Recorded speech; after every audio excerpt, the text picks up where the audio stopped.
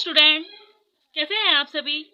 मैं नेहा आप सभी का स्वागत करती हूँ आपके अपने YouTube channel Neha technical classes में, जहाँ पर हम लेकर आए ग्रेजुएशन के लिए बीएससी। एंड आज की इस क्लास में पढ़ेंगे बीएससी फर्स्ट ईयर की सेकंड सेमेस्टर फिजिक्स, जहाँ पर आपकी बुक नेम है thermal physics and semiconductor device, जहाँ पर हमने आपकी फर्स्ट बुक स्टार्ट की हुई है थर्मल फिजिक्स। थर्मल फिजिक्स में आपकी यूनिट नंबर फर्स्ट कंप्लीट हो गई थी। यूनिट फर्स्ट के आपके 3 लेक्चर्स है जो कि आपको प्रोवाइड करा दिए हैं। अब आपकी यूनिट नंबर सेकंड स्टार्ट की है, जो कि यूनिट नंबर सेकंड का ये सेकंड लेक्चर है। फर्स्ट लेक्चर इसका कंप्लीट हो गया था, जो कि आपके डिस्क्रिप्शन बॉक्स में आ गया है। आज के सेकंड लेक्चर में हम लेटेंट हीट पढ़ेंगे, यानी गुप्त ऊष्मा पढ़ेंगे, और फिर इसके पढ़ेंगे हम टाइप्स, यानी इसे हम प्रूफ करेंगे अल्फा के लिए, बीटा के लिए, और फिर इसका एक छोटा सा पॉइंट है बुल्क मॉडुलस यानी के लिए भी हम इसे प्रूफ करेंगे। फिर हम इसमें पढ़ेंगे कार्नोट चक्र। कार्नोट चक्र क्या होता है, इसकी 3-4 कंडीशंस होंगी जो कि आप आगे देखिएगा। और फिर हम पढ़ेंगे इसमें ऊष्मीय इंजन यानी हीट एनर्जी और हीट एनर्जी की दक्षता। ओके स्टूडेंट, आज के लिए हमारा फर्स्ट टॉपिक है लेटेंट हीट यानी गुप्त ऊष्मा। गुप्त ऊष्मा क्या होती है, इसकी छोटी सी डेफिनेशन है कि पदार्थ की अवस्था को परिवर्तित करने के लिए आवश्यक ऊष्मा की मात्रा को, यानी ज्यादा से ज्यादा ऊष्मा की मात्रा को क्या कहते हैं, गुप्त ऊष्मा कहते हैं। इसे किससे डिनोटेट करते हैं इसे, Q बराबर ml, जहाँ m क्या होगा आपका मास ऑफ सब्सटेंस और L क्या होगा आपका गुप्त ऊष्मा। अब हम इसमें पढ़ेंगे टाइप्स ऑफ लेटेंट हीट यानी गुप्त ऊष्मा के प्रकार। गुप्त ऊष्मा के प्रकार क्या क्या होते हैं कि ये किसमें होती है, मेल्टिंग में होती है, जिससे किससे डिनोटेट करते हैं LF से। फिर सेकंड होती है ये वेपराइजेशन यानी LV से डिनोट करेंगे इसे। फिर थर्ड होती है ये सब्लिमेशन यानी LS से। और ये सॉलिड और लिक्विड क्या होती है, ये रिवर्सिबल होती है, क्या होती है गुप्त ऊष्मा। अब हम इसे करेंगे अल्फा के लिए। फर्स्ट इसका पॉइंट है कोफिशिएंट ऑफ वॉल्यूम एक्सपेंशन यानी अल्फा। अल्फा का फॉर्मूला क्या है, अल्फा बराबर 1/v del v upon del T, यानी इसका पार्शियली डिफरेंशिएशन कर देंगे del v upon del T के रिस्पेक्ट में। फिर इसमें एक छोटी सी लाइन है जो कि आपको लिखनी है, ये आपको लाइन कोफिशिएंट ऑफ अल्फा के लिए भी लिखनी है और बीटा के लिए भी, दोनों सेम होगी पर थोड़ा सा डिफरेंस होगा। जैसे यह पदार्थों का एक गुण है, जहाँ की अल्फा के अधिक मान का अर्थ है कि पदार्थों को आसानी से विस्तारित किया जा सके। फॉर आइडियल गैस वही आपकी इक्वेशन आ जाएगी पीवी बराबर एनआरटी, जहाँ पर वी और पी इसके अपोन में ले लिया। फिर अल्फा बराबर क्या आ जाएगा 1/v एनआर अपॉन पी, यानी हमने इसका क्या कर दिया डिफरेंशिएशन कर दिया, सॉरी पार्शियली डिफरेंशिएशन कर दिया। फिर इसका मान कितना आ जाएगा अल्फा बराबर 1/v v अपॉन टी, यानी एनआर अपॉन पी अपॉन बराबर किसके आ जाएगा v अपॉन टी के, जहाँ पर टी पर अल्फा का मान कितना होगा, यानी टी किसके वो क्या टी क्या हो जाएगा आपका 1/t और अल्फा का मान कितना जाएगा 1/t। अब हम इसे सेकंड प्रूफ करेंगे बीटा के लिए, यानी आइसोथर्मल कॉम्प्रेसिबिलिटी। सेम यही फॉर्मूला है इसका, बट यहाँ पर क्या आ जाएगा माइनस आ जाएगा। लेकिन इसका पार्शियली डिफरेंशिएशन जो हम करेंगे वो भी सेम है, बट यहाँ पर पी के रेस्पेक्ट में करेंगे। यहाँ पर हमने टी के रेस्पेक्ट में किया ना, तो यहाँ पर हम पी के रेस्पेक्ट में करेंगे। वही प्रोसेस है कि यह पदार्थों का एक गुण है जो कि क्या है बीटा टी के अधिक मान के लिए पदार्थों को आसानी से संपीड़ित किया जा सके। फॉर आइडियल गैस सेम वही है कि पीवी बराबर एनआरटी, वी इधर ले लिया और पी इसके अपोन में चला गया, तो वही है माइनस फॉर्मूला रखा हमने, डिफरेंशिएशन कर दिया इसका पार्शली, तो क्या निकल कर आ जाएगा बीटीटी बराबर कितना जाएगा 1/p। ये बीटा टी के भी लिए प्रूफ हो गया। अब इसमें थर्ड है, ये आपका अलग से भी पूछा जा सकता है कि बुल्क मॉडुलस होता क्या है, ये इसकी छोटी सी डेफिनेशन है, शॉर्ट में भी आ जाता है कई बार। जैसे इसका फॉर्मूला है k बराबर 1/बीटा टी, और बीटा टी क्या था आपका -v del p upon del v। Definition है इसकी कि यह पदार्थों का एक गुण है जो क्या है k के अधिक मान के लिए पदार्थों को आसानी से संपीड़ित किया जाना क्या होता है कठिन होता है। फॉर आइडियल गैस वही लेंगे हम, इसमें पीवी बराबर एनआरटी, और जहाँ पर क्या आपका क्या होगा 1/बीटा टी, और बीटा के क्या आ जाएगा आपका पी यानी कांस्टेंट। ओके स्टूडेंट, अब हम इसमें आगे पढ़ते हैं कार्नोट चक्र। कार्नोट चक्र किसने दिया, ये कार्नोट चक्र होता क्या है, ये हम इस टॉपिक में पढ़ेंगे कि सन 1824 ईस्वी में सैंडी कार्नोट ने कार्नोट चक्र दिया। उस समय में दो प्रॉब्लम्स के ऊपर, यानी जो वैज्ञानिक था आपका सैंडी कार्नोट, उसने किसके ऊपर क्या काम किया, दो प्रॉब्लम्स के ऊपर काम किया। फर्स्ट उसकी प्रॉब्लम थी कि किसी ऊष्मीय इंजन की अधिकतम संभावना क्या हो सकती है। सेकंड उसकी प्रॉब्लम थी कि किसी ऊष्मीय इंजन की दक्षता पर कार्यकारी पदार्थ पर क्या प्रभाव पड़ता है। फिर उसने क्या किया, ये एक एक्सपेरिमेंट किया, मैं आपको शॉर्ट में बता रही हूँ कि जैसे कार्नो चक्र है, उसने कोई कार्नो चक्र बनाया। जैसे पहले तो उसने लिया पॉइंट ए, पॉइंट ए को उसने बी तक लेके गया, जो कि पॉइंट ए क्या था आपका, आइसोथर्मल, मतलब आइसोथर्मल एक्सपेंशन। बी क्या लिया उसने, एडियाबेटिक, यानी रुद्रोष्म प्रक्रम। फिर ये जो उसका बी पॉइंट था, ये उसने सी तक लिया, ठीक है, ये भी क्या लिया उसने, आइसोथर्मल। फिर ये जो सी पॉइंट लिया उसने, ये पूरा कंप्लीट उसने ए तक मिलाया, यानी डी को लिया।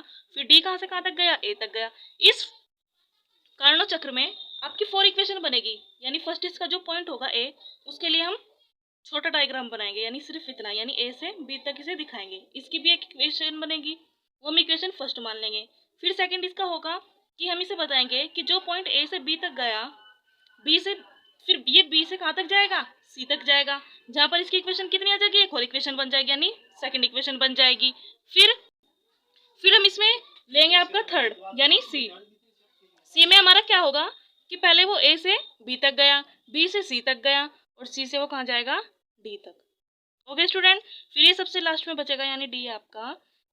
डायग्राम हमने लिया, पहले कहाँ तक गया, वो ए तक गया, ए से बी तक, बी से सी तक गया, और सी से डी तक गया, और डी से ए तक गया। यहाँ कहने का मतलब ये है कि आपकी इसमें भी एक इक्वेशन बनेगी, इसमें भी एक इक्वेशन बनेगी, और इसमें भी, और इसमें भी। फिर इसका हम पूरा वर्क डन निकाल लेंगे। वर्क डन कैसे निकलेगा, जब आप जो कि इक्वेशन आएगी आपकी, इनको प्लस कर दोगे, यानी W1 plus W2 plus W3 plus W4। लेकिन हम इसमें एक कंडीशन रखेंगे, जो आपकी आइसोथर्मल की होगी, यानी ए आइसोथर्मल की और सी आइसोथर्मल की है, पहले इन दोनों को ऐड करेंगे, देन फिर सेकंड इसका पॉइंट क्या होगा कि जो आपकी एडियाबेटिक यानी रुद्रोष्म प्रक्रम की है, फिर हम उन्हें ऐड करेंगे, यानी दोनों को अलग अलग ऐड करेंगे, ठीक है। आइए दोस्तों इसमें देखते हैं कि जैसे इसमें फर्स्ट इसका है स्टेप कि कार्नो चक्र एक उत्क्रमणीय चक्र है, यानी आइसोथर्मल एक्सपेंशन है, जो दो आइसोथर्मल और एडियाबेटिक प्रक्रमों से मिलकर बना है। जैसे इसमें पूरा इसका डायग्राम दे दिया, अभी मैंने आपको समझाया कि ये इसका पी ले लिया दाब, और ये इसका क्या ले लिया, आयतन ले लिया, कि चित्र में कार्नो चक्र को दर्शाया गया है जो 4 प्रक्रमों का है। इन 4 प्रक्रमों को निम्न प्रकार समझाया जा सकता है। जैसे फर्स्ट इसका पॉइंट था रिवर्सिबल आइसोथर्मल एक्सपेंशन, यानी क्या होगा ये, जैसे मैंने अभी बताया आपको, आधा बनेगा।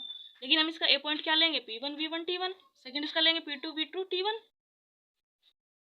अब हम इसमें लिखेंगे, छोटी सी डेफिनेशन है इसकी भी, कि ए भी एक समतापीय प्रक्रम है, साथ ही ये क्या है, उत्क्रमणीय प्रक्रम, यानी आइसोथर्मल प्रोसेस।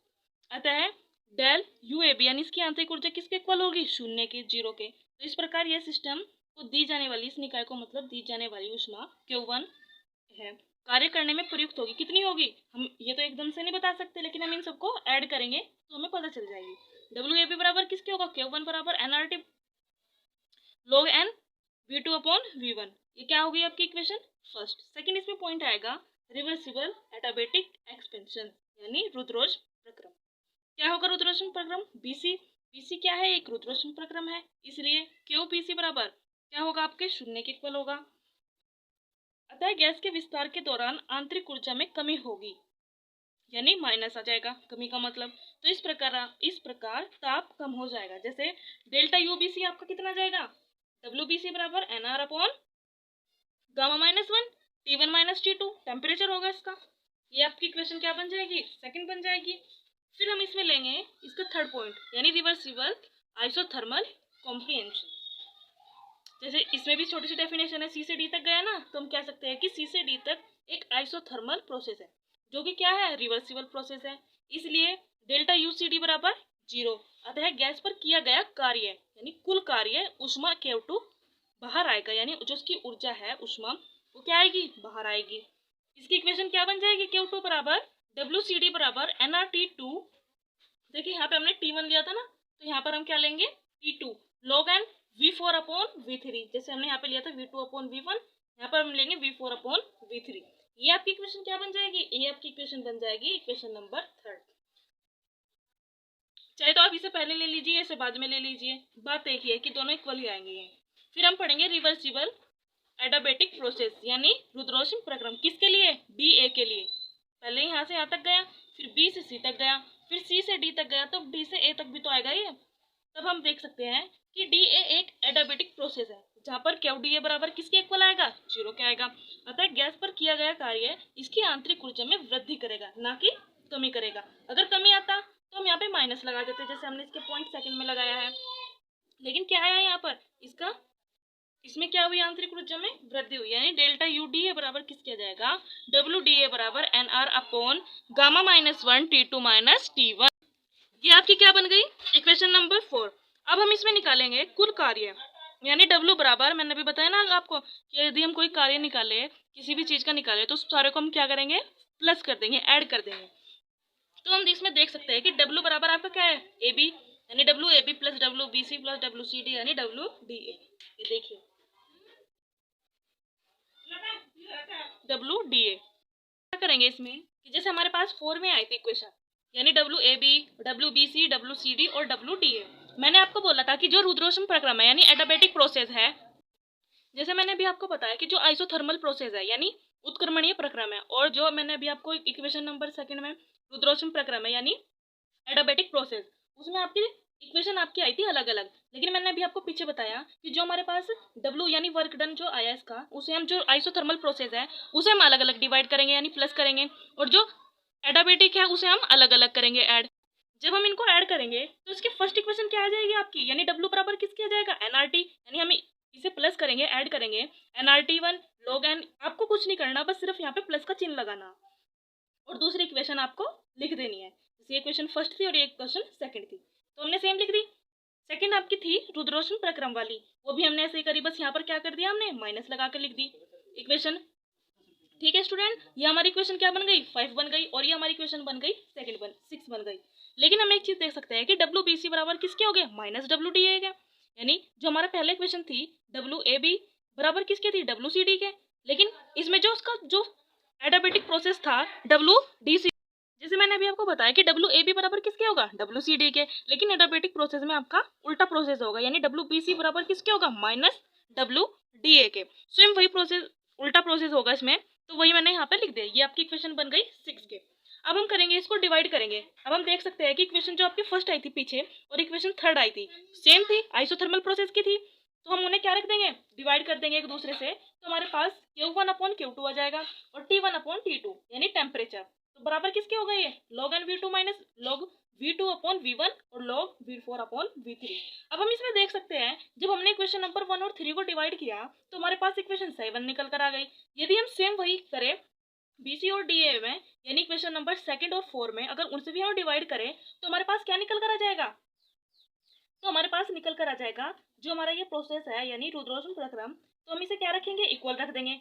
और जो हमारा ये था यानी DA और BC, इन्होंने हमने दोनों को इक्वल रख दिया, तो हमारे पास क्या निकल कर आ जाएगा, T1V1, इसकी पावर लेंगे हम गामा -1, लॉग में था आपका, तो T2V4 गामा -1, 4 किसके लिए हो जाएगा, DA के। अब जो हमारे पास इक्वेशन ये आई दोनों BC और DA, यदि हम इन्हें डिवाइड करें, एक दूसरे से बराबर रखे, डिवाइड करें, तो हमें क्या मिल जाएगा, V2/V1 बराबर किसके मिल जाएगा, V3/V4 के, यानी हमें क्या मिलेगा, यहाँ पर आपका आयतन मिलेगा, वॉल्यूम। अब हम देख सकते हैं कि जब हमारे पास वॉल्यूम इक्वल आ गया तो भाई हमारी जो उसमें ऊर्जा है, कार्नोट चक्र है, उसमें ऊर्जा है वो भी तो टेम्परेचर के इक्वल आ सकती है, किसके, जब हम यही मान किस में रखेंगे, इक्वेशन आपकी 7 में रखे, तो हम देख सकते हैं वहां पर इसका मैग्नीट्यूड क्या होगा, Q1/Q2 बराबर T1/T2 के। ये क्या हो गया आपका कार्नोट चक्र। अब हम पढ़ेंगे उसमें इंजन, यानी हीट एनर्जी। हीट एनर्जी को किससे रिप्रेजेंट करते हैं, हीट एनर्जी को W बराबर क्या होगा इसका फॉर्मूला, Q1 - Q2, यानी Q1 - Q2। डेफिनेशन है इसकी कि उसमें इंजन एक ऐसी युक्ति है जो उसमें ऊर्जा को यांत्रिक ऊर्जा में परिवर्तित करती है। ऊर्जा है, एनर्जी है, वो किसी को, मतलब जो उसमें ऊर्जा है उसे यांत्रिक ऊर्जा में बदलेगी, परिवर्तित करेगी, तो क्या बन जाएगी वो। तो हम इसमें देख सकते हैं कि दो स्रोतों के बीच कार्य करती है, अकेले कार्य नहीं करती, सिंगल प्रोसेस के लिए कार्य नहीं करती, दो प्रोसेस के लिए कार्य करती है, जिनमें से एक स्रोत का ताप उच्च होगा तो दूसरे का निम्न होगा, या पहले का ज्यादा हम कर सकते हैं तो दूसरे का कम। तब हम कह सकते हैं इसमें कि निम्न ताप के स्रोतों को क्या क्या बोलेंगे, सिंक। किससे क्या कहेंगे इसको, सिंक। कार्नोट साइकिल पर आधारित ऊष्मीय इंजन उच्च स्रोत से ऊष्मा लेकर कुछ कार्य प्रदान करती है, यानी थोड़ा सा कार्य प्रदान करती है, वर्क प्रदान करती है, तथा शेष ऊष्मा को क्या, सिंक को लौटा देती है। अब हम इसमें देख सकते हैं कि इसका छोटा सा डायग्राम है, ये हमने उच्च स्रोत ताप मान लिया यानी T1 मान लिया, और फिर हमने इसके नीचे लिया T2। अब जो हम इसमें गोला सा देख रहे हैं आप, ये क्या होगा इसका वर्किंग सब्सटेंस यानी K। जो हमने इसमें क्या दी, ये तो हमारा टेम्परेचर हो गया। ये Q1 क्या दी हमने इसमें, उष्मा दी। और Q जो इसका प्रोसेस हुआ ये हमने इसमें किस में दी, Q2 में उष्मा, Q2 और दी उष्मा किसमें गई, टेम्परेचर में। फिर ये क्या हुआ पूरा कि सिंक को जो दी उष्मा, फिर हम यहाँ पे देख सकते हैं कि माना एक उष्मा इंजन T1 तथा T2 तापों के दो स्रोतों के बीच कार्य कर रहा है। दो स्रोत हो गए, दो स्रोतों के बीच कार्य कर रहा है, जिसमें इनके क्या हो गए Q1 और Q2। यह T1 ताप के स्रोत से Q1 उष्मा लेकर W कार्य करता है तथा शेष उष्मा को सिंक को दे देता है। मैंने अभी बताया आपको कि तथा शेष उष्मा को क्या देता है, सिंक को दे देता है, वापस दे देता है। तब उष्मा गतिकी के नियम से क्या होगा, W बराबर Q1 माइनस Q2। ये इसका फॉर्मूला है किसका, हीट एनर्जी। अब इसकी जो शॉर्ट क्वेश्चन में पूछा जाता है कि ऊष्मा इंजन की दक्षता क्या होती है, कि ली गई ऊष्मा तथा किए गए कार्य के अनुपात को क्या बोलते हैं, ऊष्मा इंजन की दक्षता। लेकिन आप इसको पूरा लिखना कि किसी ऊष्मा इंजन के लिए ली गई ऊष्मा तथा किए गए कार्य के अनुपात को यानी क्या कहते हैं, ऊष्मा इंजन की दक्षता कहते हैं। इसे किससे रिप्रेजेंट करते हैं, ईटा से। ईटा बराबर क्या होगा आपका, ईटा बराबर होगा वर्क डन अपॉन उष्मा यानी W अपॉन Q1। W क्या हुई आपकी यहाँ पर, वर्क डन हुआ, और Q1 क्या हुई आपकी, उष्मा हुआ। और इसे किससे रिप्रेजेंट करेंगे, ईटा से। ईटा क्या हुआ आपका, उष्मा इंजन की दक्षता। इसे हम आगे देखें तो क्या, इसमें हम अगर दे W अपॉन W, ईटा बराबर आपका क्या आया था, ईटा बराबर आया था W अपॉन Q।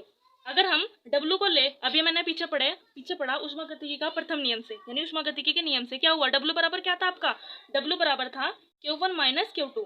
अगर हम यहाँ पे W का मान रखे अपॉन में Q1, सेम वही चल रहा है, तो अगर हम इसको सोल्व करें अपॉन में अपॉन में ले जाए Q1 upon Q1 minus Q2 upon Q1, देखिए इधर तो क्या बन जाएगा, 1 बन जाएगा। 1 माइनस क्या हो जाएगा, Q2 अपॉन Q3। सेम वही है कि ईटा बराबर क्या आ जाएगा, 1 माइनस Q2 अपॉन Q1। ईटा बराबर क्या हो जाएगा आपका, यानी Q2 अपॉन Q1 को हम क्या लिख सकते हैं, टेम्परेचर। टेम्परेचर क्या हुआ आपका, T2 अपॉन T1। ईटा बराबर क्या आ जाएगा आपका, ईटा बराबर T2 अपॉन T1। ये हो गई आपकी उसमें इंजन की दक्षता। किससे रिप्रेजेंट करेंगे, ईटा से। फॉर्मूला क्या प्रूफ करके आया आपका, 1 माइनस T2 अपॉन T1। अब इसमें एक छोटा सा नोट है कि note about eta, sorry fact about eta. इसमें इसका फर्स्ट पॉइंट है कि किसी भी ऊष्मा इंजन स्रोत के लिए इसकी दक्षता ऊष्मा स्रोत के ताप यानी सिंक के ताप पर निर्भर करती है, यह कार्यकारी पदार्थ पर निर्भर नहीं करती। यानी जो इसका चलता रहेगा प्रोसेस यानी कार्य का यानी वर्क डन अगर इसमें हुआ तो ये उस पर डिपेंड नहीं करेगी। और ये कहाँ से कहाँ तक लाई करेगा, ईटा कहाँ से कहाँ तक लाई करेगा, 0 से 1 के बीच में। और ईटा क्या होगा, मतलब इनके बीच में लाई तो करेगा but does not equal to 1, 1 से छोटा होगा। जैसे 1 से छोटा आपका क्या होगा, 0 हो गया, 1 माइनस 1 हो गया, -2 हो गया ओके। फिर 0 से 1 के बीच में ये, लेकिन डज नॉट इक्वल टू 1 क्या होगा, किसमें होगा, प्रैक्टिकली। ओके स्टूडेंट, आज के लिए इतना ही। आपका लेक्चर यहीं पे ही लेक्चर नंबर 2 यहीं पे ही खत्म होता है, और कल हम आपका लेक्चर नंबर 3 लेकर आएंगे। धन्यवाद। सभी चैनल को प्लीज़ सब्सक्राइब कर देना जिस स्टूडेंट ने नहीं किया है।